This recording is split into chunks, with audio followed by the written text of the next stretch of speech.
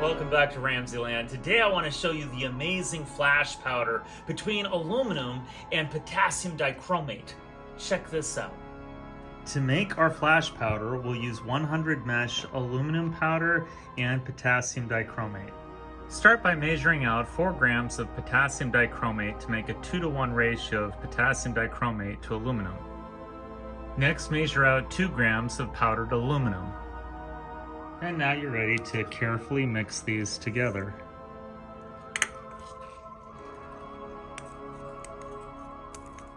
For safety, we'll deflagrate our mixture on a ceramic crucible behind a ring stand over a flame retentive blanket. Now you're ready to add your mixture to your crucible.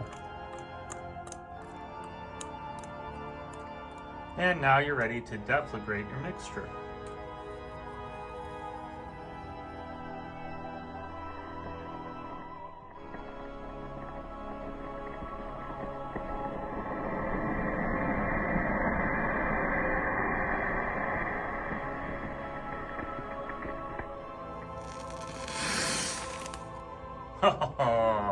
And here's our product. This created aluminum oxide, potassium oxide, and you can definitely see some chromium in there.